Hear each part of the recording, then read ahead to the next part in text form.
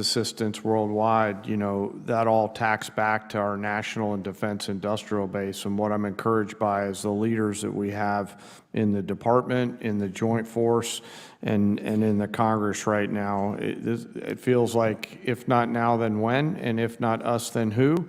And these are the right leaders across the USG to get after this and to support through let's turn this fight now. Gentleman's time's expired. Chair now recognizes. That was the director of the FBI, mocking a member of Congress instead of answering one question.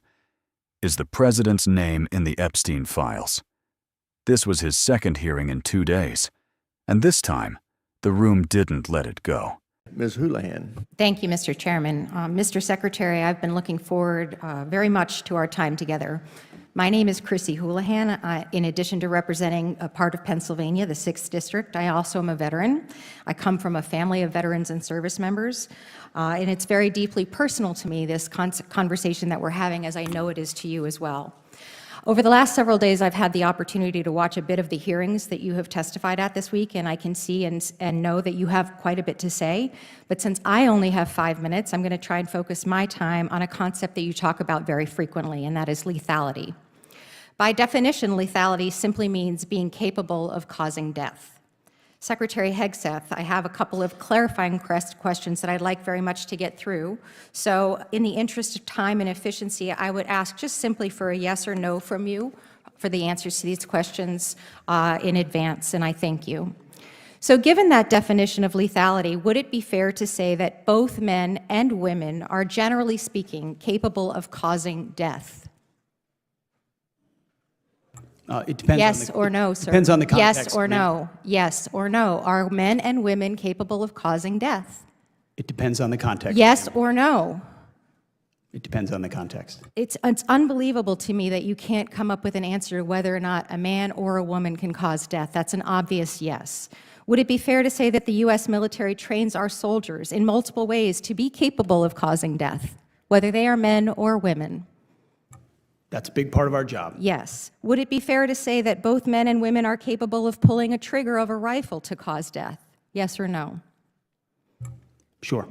And would it be fair to say that both men and women are capable of operating an unmanned combat drone or maybe pushing a button to launch a missile to cause death again? Yes or no? I know what you're getting at, ma'am. Yes? But it is, so lastly, men and women sir, carry equipment differently, a 155 round differently, sir, a rucksack differently, reclaiming a 240 my Bravo time, machine gun I differently. asked about missiles and drones, sir. It is the gentlelady's time. time. Reclaiming my time, Just pause. sir. It is the gentlelady's time. Would it be fair, finally, to say that both men and women are capable of piloting a jet or a helicopter to combat people and to cause death as a consequence? A lot of wonderful female pilots. Yes or no? So while I agree with you that physical fitness, as you were mentioning, is a very strong and important component of lethality, the warfighter that you have written about in your books and talked about on various podcasts is but a very, very small piece of the overall lethality picture. In fact, we estimate only about 10% of our military personnel An are FBI directly director calling a congressman's career a disgrace on the record. But this exchange didn't come out of nowhere. To understand how the room got this hot, go back 1 hour to a promise about a black book. To actually do the hard work of building nuclear-powered submarines, which is probably one of the most complex undertakings in really industry of any sort. Again, the Australians are investing in Perth, and so that we are going to have rotations of Virginia-class submarines that are already started to happen. Admiral Paparo testified in vocal support of AUKUS when he came before this committee just a few weeks ago. And again, I would just say, there is nothing wrong with reviewing any program. We're all accountable. Anything of this magnitude certainly deserves review. But a 30-day review on a project that really took years to develop, in which this committee was instrumental in terms of in enabling, and in my opinion, China's reaction to AUKUS is the ultimate sort of endorsement of AUKUS because they hate it. And the one commitment I would ask, Mr. Secretary, is just your commitment that this committee in Congress is going to be integrally involved in whatever the review process is, because we have skin in the game, we have history, and we have allies who really are, again, issuing statements this morning. The Prime Minister of England, the Stephen Lovegrove, the special representatives for AUKUS, Richard One Marles, word, putting lawfully, carrying the whole answer. Same pattern as yesterday's alone. And minutes later, another congressman asked the question everyone was is not circling. classified. Russia's threat of deploying an an anti-satellite nuclear weapon in space is not classified. Obviously, this is a priority of the Department of Defense, and I just want your confirmation that this is a priority that you're tracking, and you too see that as a threat to the United States, and certainly to the United States and our space infrastructure, and certainly, our whole national Serves our security. national interest. Does that peace come from a complete surrender of Ukraine and total victory for Russia? That's never been a characterization of my statement, sir. We think peace is in the best interest, but I would point out, Ukraine is not the U.S. and Ukraine is not in NATO. And to draw that comparison is to draw one that is not correct. But we hope for peace. We believe peace is in the best interest of the United States of America, and our policies are pointing Well, let toward me that. go back to what I asked you. Categorically false. Hold that phrase, because the next congresswoman didn't ask an opinion. She read his own words back to him in order. with I'm not saying dates. this. I'm not saying it's a small thing at all. Okay, I'm just. I agree with it. The NATO nations need to be more involved in their own defense. I agree. They need to bear a big portion of that defense. But we're part of an alliance. But increasingly, not just a bigger part, but the lead of their defense on the continent, 80 years on after World War II. The belief of this administration is that European countries ought to be able to build credible capabilities that the bear fears and worries about, not a continual backstop reliance on the United States of America for decades and decades and decades. And that's why a 5% commitment for European countries is a huge focus for this administration that only President Trump could have achieved. Because in a world of a lot of threats, you can't just continually stay in the same posture in the same places for the same reasons of the last 80 years. So we're encouraged by the investment of I've our only got a European certain amount of allies. time. I need to put this out, okay? I believe, like when we started out this conversation, okay, that it's imperative that that bear knows that, yes, Europe needs to protect itself, but that the United States will also demonstrate peace through strength in order to keep the peace in Europe, and I yield my time back. Gentleman yields. At this time, the chair would like to note that at approximately 12:30, the committee will recess for 15 minutes and reconvene at 12:45.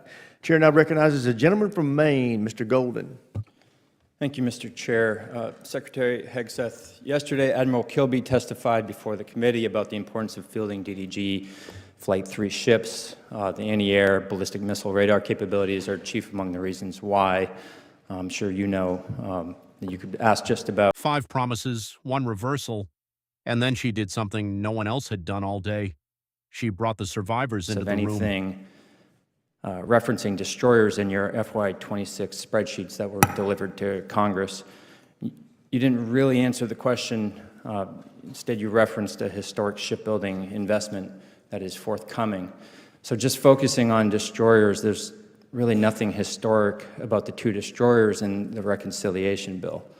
Just last year, Congress funded 3 new destroyers. We did 2 in FY24. We did 3 in FY23.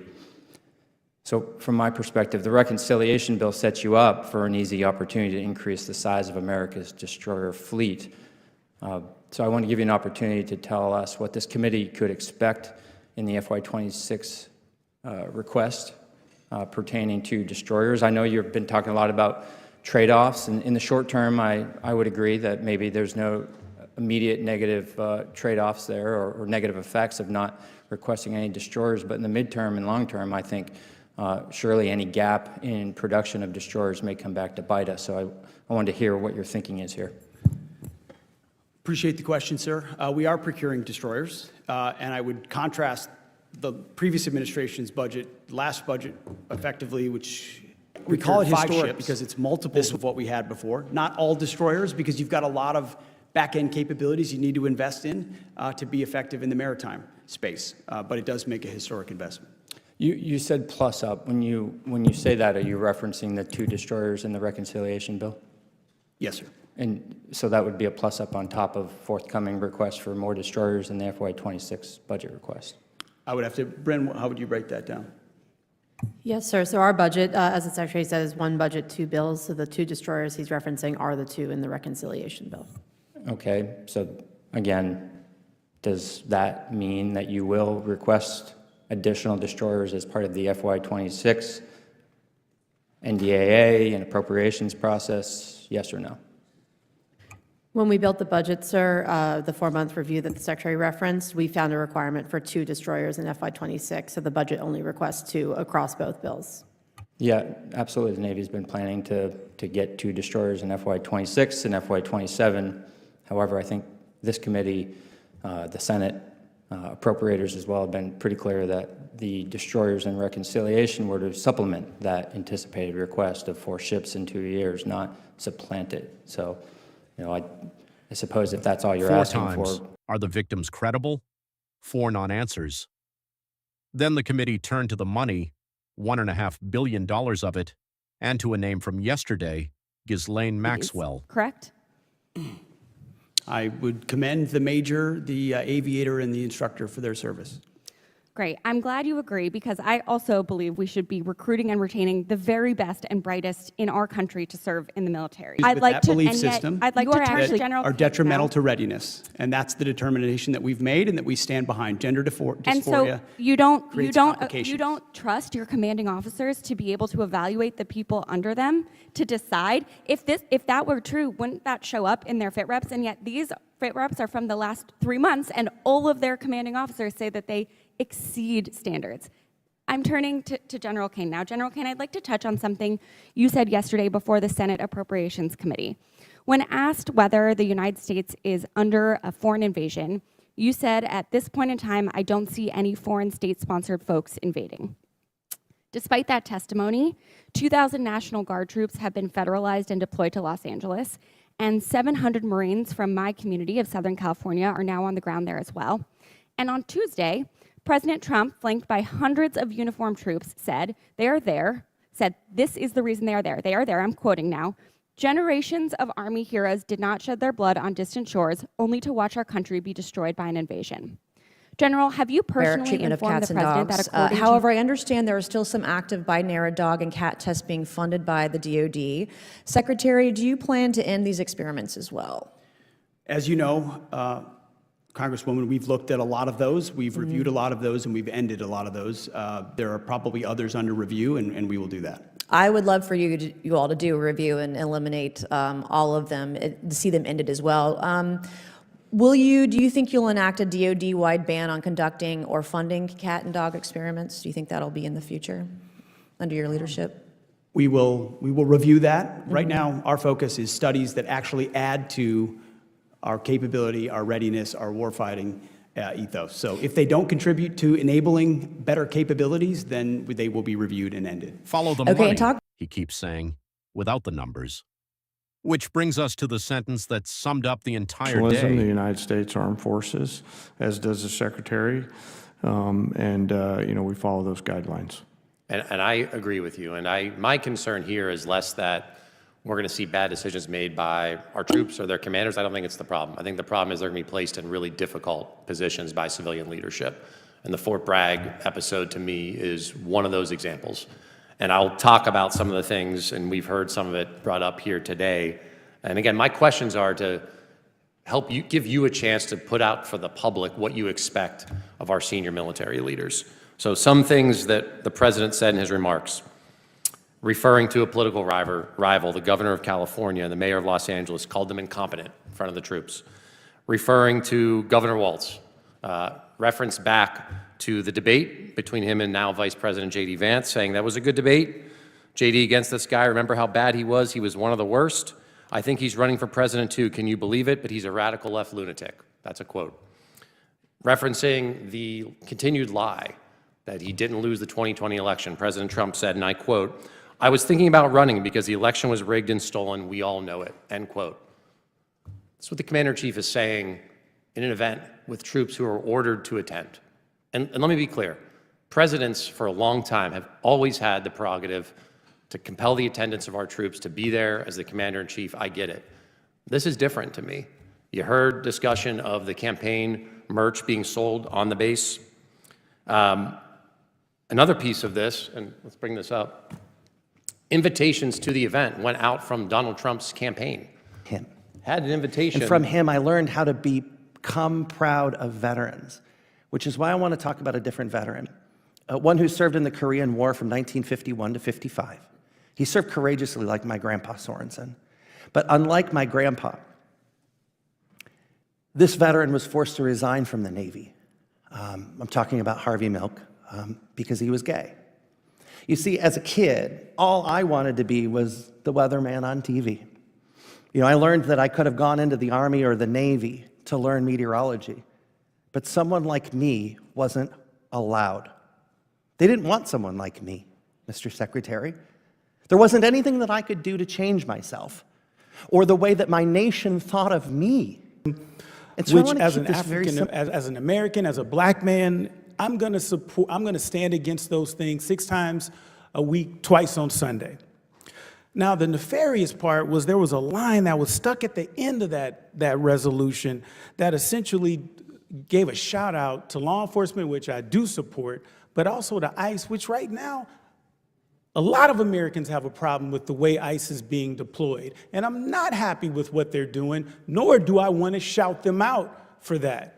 And so accountability was, I didn't duck from the question. I went and I talked to my constituents. I went on social media. I did interviews to explain exactly where I stood, that I stand against hate. I stand against racism. I stand against anti-Semitism. And I hate that that line was stuck in there. That's accountability. So when we're asking you these questions and you're ducking and you're not answering them directly, Count that's what not one day in Congress produced. A yes or no question about the president's name, answered with the alphabet. A black book promise downgraded to lawfully. His own timeline of pledges ending in a July reversal. Victims in the room, and are they credible, asked 4 times without an answer. $1.5 billion in flag transactions he couldn't quantify. A list he says has 0 names. And by the end of the day, 3 subpoenas, the banks, his own deputy, the prison transfer, all buried on party lines. So here's what I can't square. If the list really is 0 names, why did every question about it need a lawyer, an insult, or a vote to make it go away? Drop your take below.